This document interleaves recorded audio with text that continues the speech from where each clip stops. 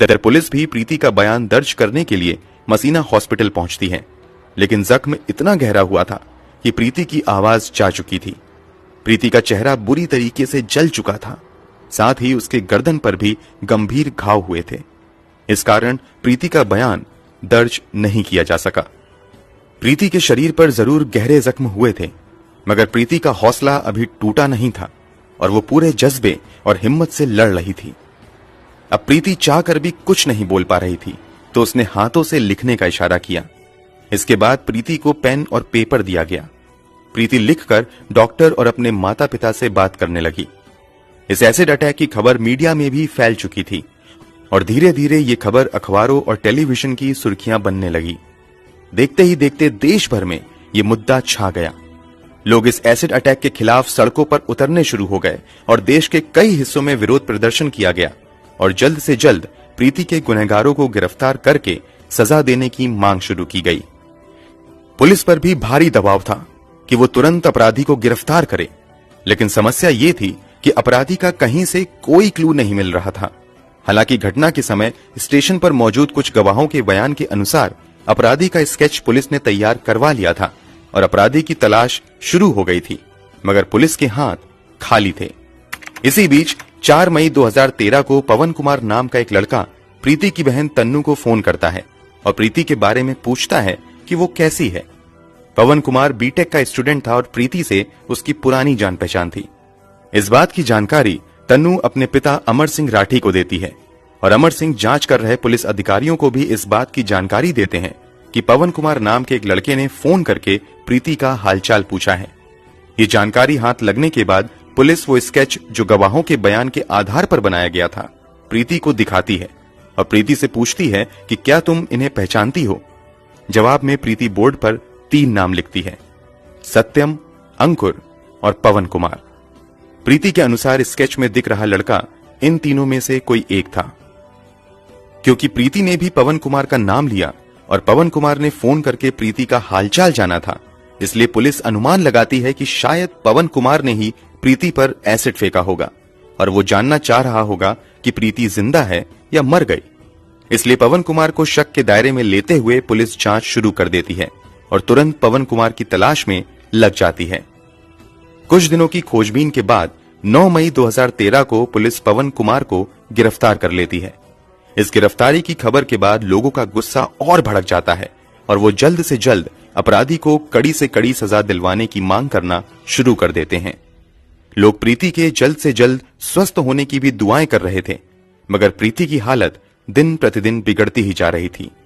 मसीना hospital में आए हुए उसे कई दिन हो चुके थे और यहां प्रीति की कई सर्जरी भी की गई थी, मगर हालात सुधरने की बजाय बिगड़ते ही जा रहे थे। प्रीति के इंटरनल ऑर्गन्स धीरे धीरे काम करना बंद कर रहे थे। मसीना हॉस्पिटल के डॉक्टर को लगने लगा कि प्रीति की हालत ज्यादा गंभीर हो रही है, तो उन्होंने तुरंत प्रीति को रेफर करते हुए बॉम्बे हॉस्पिटल भेज दिया ताकि बेहतर इलाज मिल सके। क्योंकि इस केस से लोगों का सीधा जुड़ाव हो चुका था और लोग हर पल प्रीति के हालात के बारे में जानना चाहते थे, इसलिए सरकार की ओर से भी प्रीति को बेहतर से बेहतर इलाज देने की व्यवस्था की जाती है। जैसे ही प्रीति को बॉम्बे हॉस्पिटल लाया जाता है, देश के टॉप स्पेशलिस्ट डॉक्टरों की टीम बनाई जाती है और उन्हें ही प्रीति की इलाज का जिम्मा दिया जाता है। लाख कोशिशों के बावजूद यहां भी हालात सुधरने की बजाय बिगड़ते ही जाते हैं और प्रीति वेंटिलेटर सपोर्ट पर चली जाती हैं। फिर भी डॉक्टर हार नहीं मानते हैं और प्रीति की जान बचाने की हर संभव कोशिश करते रहते हैं। एसिड अटैक को हुए लगभग 2 महीने हो चुके थे और प्रीति अब भी हालात से लड़ रही थी, लेकिन अंततः 1 जून 2013 को दिल की धड़कन रोकने की वजह से प्रीति इस दुनिया को छोड़कर चली जाती हैं। प्रीति की मौत की खबर से देश में गम और गुस्से की लहर दौड़ जाती है। हर कोई प्रीति के जाने से सदमे में था।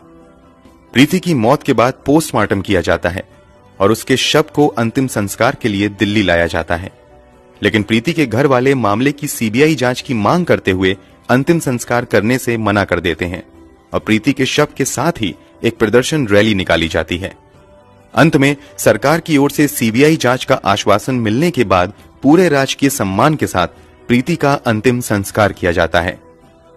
प्रीति की मौत और अंतिम संस्कार के बाद हर किसी की एक ही मांग थी कि जल्द से जल्द प्रीति के कातिलों को कड़ी से कड़ी सजा दिलवाई जाए। पुलिस ने भी पवन कुमार नाम के एक लड़के को गिरफ्तार कर लिया था, लेकिन समस्या ये थी कि पवन कुमार के खिलाफ किसी भी तरह का सबूत नहीं मिल रहा था। रेलवे पुलिस भी अब तक पवन कुमार के खिलाफ कोई सबूत नहीं ढूंढ पाई थी। इसी बीच प्रीति के पिता अमर सिंह राठी अपने स्तर से पता लगवाते हैं तो ये बात सामने आती है कि 2 मई 2013 यानी घटना वाले दिन पवन कुमार मुंबई में था ही नहीं, बल्कि वो रोहतक में था। बाद में पुलिस भी पवन कुमार के फोन का लोकेशन हिस्ट्री निकलवाती है तो पता चलता है कि घटना वाले दिन पवन कुमार वास्तव में रोहतक में था। पुलिस की बजाय प्रीति के पिता द्वारा ये पता लगाना कि पवन कुमार उस दिन रोहतक में था, पुलिस की बड़ी नाकामी थी और ये इस बात का भी संकेत था कि पुलिस इस घटना की जांच सही तरीके से नहीं कर रही है। इसलिए प्रीति के पिता कोर्ट में एक रिट पिटीशन फाइल करते हैं और सीआईडी मुंबई से जांच की मांग करते हैं। कोर्ट ये मांग मान लेता है और मामले की जांच सीआईडी मुंबई को दे दी जाती है। केस हाथ में आते ही सीआईडी मुंबई जांच के सिलसिले में सबसे पहले प्रीति राठी के घर जाती है और कुछ जानकारी जुटाना शुरू कर देती है। सीआईडी के अधिकारी प्रीति के कुछ नजदीकी रिश्तेदारों से भी पूछताछ करते हैं। रिश्तेदारों से पूछताछ के दौरान एक रिश्तेदार पुलिस वालों को बताती है कि पड़ोस में ही रहने वाला अंकुर पवार नाम का एक लड़का प्रीति से एक तरफा प्यार करता था। उसने प्रीति को प्रपोज भी किया था, लेकिन प्रीति ने साफ मना कर दिया था। इसके अलावा अंकुर पवार प्रीति से ही शादी करने की जिद कर रहा था, लेकिन प्रीति ने इस प्रस्ताव को भी ठुकरा दिया था। प्रीति के एक रिश्तेदार के मुताबिक इसी के बाद अंकुर ने प्रीति को अंजाम भुगतने की धमकी दी थी। पुलिस के लिए ये एक बड़ा क्लू था। पुलिस तुरंत अंकुर का पता लगाती है और उसे पूछताछ के लिए बुलाया जाता है। पुलिस अंकुर से पूछती है कि 1 मई 2013 को तुम कहां थे? इस पर अंकुर ठीक ढंग से जवाब नहीं दे पाता है और तुरंत अपने बयान बदलने लगता है। इसके अलावा पुलिस को यह भी नजर आता है कि अंकुर के दोनों हाथों पर जख्म के निशान हैं। ये जख्म वैसे ही थे जैसा कि एसिड से जलने पर होता है। अंकुर द्वारा बार बार बयान बदले जाने और अंकुर के हाथों पर जख्म के निशान देखकर पुलिस का शक और गहरा हो जाता है और वो अंकुर को पूछताछ के लिए 17 जनवरी 2014 को मुंबई लेकर आ जाती है। मुंबई लाकर उससे कुछ और पूछताछ की जाती है और कुछ ही समय की पूछताछ में ये साफ हो जाता है कि एसिड फेंकने वाला व्यक्ति कोई और नहीं बल्कि यही अंकुर पवार था। पुलिस तुरंत अंकुर को गिरफ्तार कर लेती है और उसके मेडिकल एग्जामिनेशन के लिए जेजे हॉस्पिटल भेज देती है। हॉस्पिटल से आने के बाद पुलिस अंकुर से पूछताछ शुरू करती है। पूछताछ में अंकुर बताता भी है कि दरअसल वो प्रीति को पसंद करता था और उससे ही शादी करना चाहता था, लेकिन प्रीति ने मना कर दिया था। इसी से वो काफी चिढ़ा हुआ था। इधर प्रीति ने इंडियन नेवी में भी नौकरी हासिल कर ली थी, जबकि अंकुर बेरोजगार बैठा हुआ था। इस कारण अंकुर के घरवाले उसे ताना देने लगे थे। इससे भी अंकुर को प्रीति से काफी जलन होने लगी थी। इसी के बाद अंकुर ने तय कर लिया था कि वो प्रीति को सबक सिखाएगा। प्रीति ने नेवी में नौकरी हासिल की है, इस बात की जानकारी आसपास के लोगों को भी लग चुकी थी और लोग ये भी जान चुके थे कि 1 मई को प्रीति मुंबई जाएगी। अंकुर को भी इस बात की जानकारी हो चुकी थी, इसीलिए वो ट्रेन में सवार हुआ था। अंकुर ट्रेन के अंदर ही प्रीति पर एसिड फेंकना चाहता था, लेकिन ट्रेन के अंदर भीड़ काफी ज्यादा थी और ऊपर से अंकुर लगातार ट्रेन में प्रीति को घूर रहा था। इस कारण उसके माता पिता कुछ ज्यादा ही सतर्क हो गए थे, इसलिए ट्रेन के अंदर अंकुर को प्रीति के ऊपर एसिड फेंकने का मौका ही नहीं मिल पाया। वैसे सुबह के 4 बजे अंकुर ट्रेन की टॉयलेट के पास भी जाकर खड़ा हुआ था कि अब अगर प्रीति यहां आए तो वो यहीं पर एसिड फेंक देगा, लेकिन प्रीति वहां नहीं आई, इसलिए अंकुर का प्लान यहां पर भी फेल हो गया।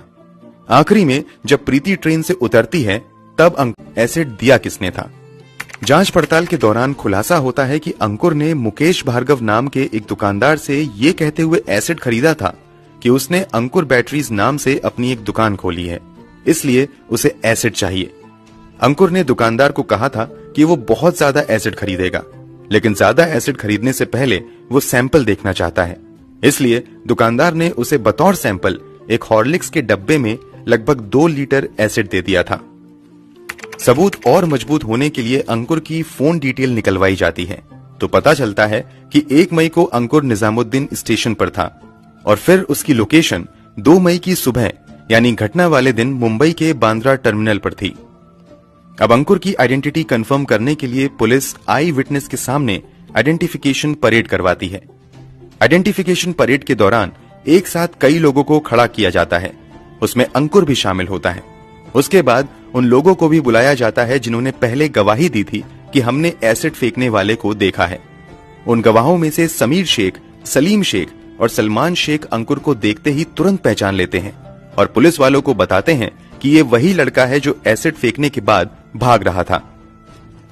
दरअसल जब अंकुर एसिड फेंक कर जैसे ही पीछे मुड़ा था तो उसके चेहरे से वो गमछा हट गया था।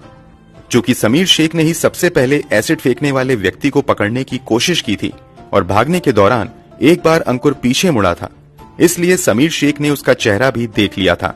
इसके अलावा सलीम और सलमान भी अंकुर का चेहरा देख चुके थे, इसलिए परेड के दौरान इन दोनों ने भी उसे पहचान लिया। परेड के दौरान समीर इस बात की भी पुष्टि करता है कि पुलिस ने जो डब्बा घटना स्थल से बरामद किया था वही डब्बा उसने अंकुर के हाथ में भी देखा था। इन तीनों के अलावा पवन मालवीय नाम का भी एक व्यक्ति अंकुर की पहचान करता है। इसके अलावा एक और व्यक्ति परेड के दौरान अंकुर की पहचान करता है और इस बात की गवाही देता है कि अंकुर उस रात ट्रेन में मौजूद था, क्योंकि लगभग 4 बजे उन्होंने अंकुर को टॉयलेट के पास खड़े देखा था।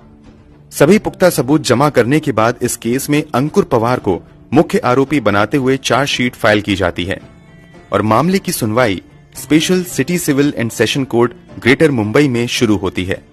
ये जानकर आपका खून खौल जाएगा कि जब अंकुर को सुनवाई के लिए कोर्ट में लाया जाता है तो वो अक्सर मुस्कुराते हुए आता है। कई बार वो मुस्कुराते हुए विक्ट्री साइन दिखाता था। कोर्ट में सुनवाई के दौरान पुलिस की ओर से कुल 37 गवाह पेश किए जाते हैं। कोर्ट में भी आकर समीर, सलीम और सलमान शेख अंकुर की पहचान करते हुए गवाही देते हैं। सभी सबूतों और गवाहों को देखने के बाद आखिरकार स्पेशल कोर्ट द्वारा प्रीति राठी के अपराधी अंकुर पवार को आईपीसी की धारा 302 और धारा 326 बी के तहत दोषी पाते हुए मौत की सजा सुनाई जाती है और 5,000 का जुर्माना भी लगाती है। यह भारत के इतिहास में पहली बार था जब किसी एसिड अटैकर को फांसी की सजा सुनाई गई थी। इस मामले में पैरवी कर रहे स्पेशल पब्लिक प्रोसिक्यूटर एएम चिमलकर ने अंकुर की इस दरिंदगी को किसी भी महिला के खिलाफ की गई अब तक की सबसे बड़ी हैवानियत करार दिया था। वहीं इसी मामले की सुनवाई कर रहे जज ने फैसला सुनाते हुए टिप्पणी की थी कि इस एसिड अटैक की वजह से प्रीति का चेहरा इतनी बुरी तरीके से जल चुका था और इतना भयावह हो चुका था कि अगर प्रीति ने अपना चेहरा देख लिया होता तो शायद वो उसी दिन मर जाती। ये टिप्पणी अंकुर की दरिंदगी को बताने के लिए काफी है। अंकुर पवार कितना बड़ा शैतान और पत्थर दिल इंसान था, इसका अंदाजा आप इस बात से भी लगा सकते हैं कि जब जज ने उसे फांसी की सजा सुनाई तो उसके चेहरे पर जरा भी डर का भाव नहीं था। उसने प्रीति के साथ जो कुछ भी किया उसे इसका भी अफसोस नहीं था। वो कोर्ट में बड़ी बेशर्मी से मुस्कुरा रहा था। उसकी ये क्रूर हंसी प्रीति के परिवार वालों के जख्म पर नमक जैसी थी। मुंबई सेशन कोर्ट से भले ही अंकुर को फांसी की सजा मिल गई, मगर अंकुर ने बॉम्बे हाई कोर्ट में इस फैसले के खिलाफ अपील कर दी। हाई कोर्ट में इस मामले की सुनवाई जस्टिस वीपी धर्माधिकारी और जस्टिस पीडी नायक कर रहे थे। इस मामले की लंबी सुनवाई के बाद जून 2019 में बॉम्बे हाई कोर्ट ने सेशन कोर्ट के फांसी के फैसले को उम्र कैद में बदल दिया। वैसे जिस दर्द से प्रीति गुजरी थी और जिस दर्द से प्रीति के माता पिता को गुजरना पड़ा, उस दर्द के सामने शायद उम्र कैद की सजा तो क्या, फांसी की सजा भी कम ही होती। दोस्तों, इस वीडियो के बारे में आपकी क्या राय है, कमेंट बॉक्स में जरूर बताएं। वीडियो को लाइक और शेयर जरूर करें। अगर आपने अब तक इस चैनल को सब्सक्राइब नहीं किया है तो जाने से पहले चैनल को सब्सक्राइब जरूर कर लें, ताकि हम लगातार इस तरह की वीडियोस आपके लिए लाते रहें। धन्यवाद।